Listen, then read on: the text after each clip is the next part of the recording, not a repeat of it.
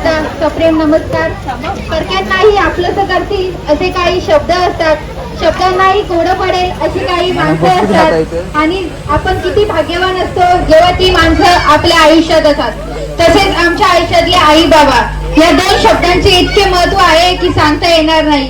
कारण तुम्ही आहात म्हणून आयुष्य आहे.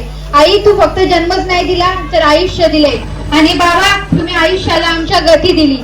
बाबा आमच्या आयुष्यातले तुम्ही देवाने दिलेले एक सुंदर भेट म्हणून आहात. तुम्ही आजपर्यंत नवरा, वडील, भाऊ आणि प्रत्येक कर्तव्य पार पाडलीत. आजचा क्षण खूप अभिमानाचा आहे आणि बाबा तुमची मुलगी असल्याचा मला सतत अभिमान वाटला आहे आणि आयुष्यभर वाटेल.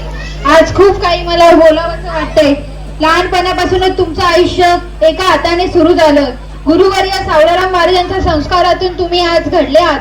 आम्ही 5 जणी मुली आणि 1 मुलगा, तरी सुद्धा कधीच भेदभाव होऊ दिला नाही. उलट सर्वांना गरजेपेक्षा जास्त दिलं.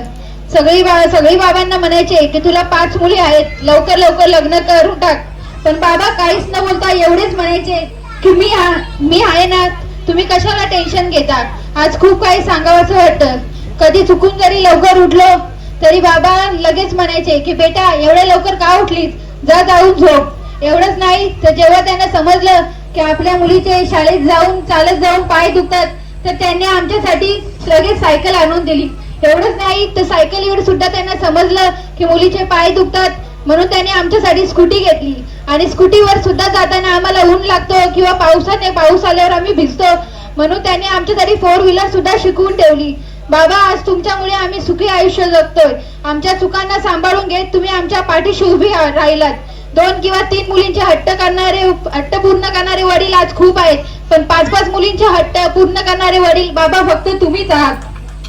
एवढंच नाही तर एकुलता 1 मुलगा असून सुद्धा जेवढे त्याचे हट्ट पूर्ण केले नाहीत तेवढे तुम्ही हट्ट आमचे पूर्ण केले. तुम्हाला एवढंच वाटायचं की तुमच्या मुलीचे लग्न इच्छेप्रमाणे व्हावीत, पण एकीचे लग्न तिच्या सासरी आणि दुसरीचं लग्न भर पावसात झालं.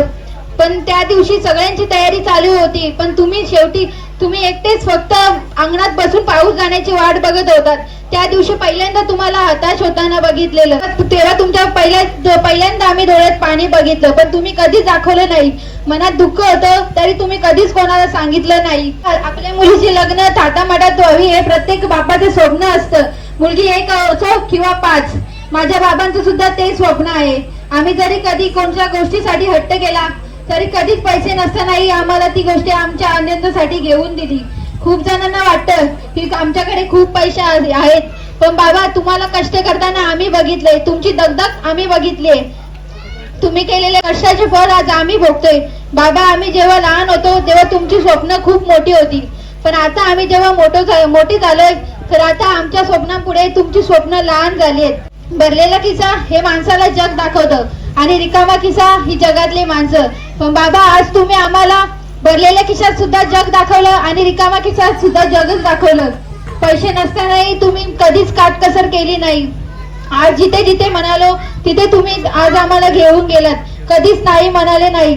मी आज मला ना माहिती तुम्ही किती कमावलं. मी आज हक्काने सांगू शकेल की आज तुम्ही पैशांपेक्षा जास्त ही माणसं कमावलीत आणि आज ते मला दिसतंय सुद्धा.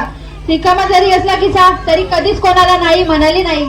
माझ्या बाबांसारखा मनाने श्रीमंत माणूस मी जगात कोणाला पाहिलं नाही, मी जगात कोणाला पाहिलं नाही. बाबा हे आयुष्य तुमची देणगी आहे, याच देणगीतून आम्ही आमचं आयुष्य जगत आहोत. बाबा आता थोडा कष्ट करणं, दगदग करणं कमी करा, कारण आम्हाला तुम्ही हवे आहात. तुमच्या प्रेमाचा आणि आधाराचा हात आमच्या पाठीशी हवा आहे. आता फक्त स्वतःसाठी जगा आणि स्वतःच्या इच्छा पूर्ण करा.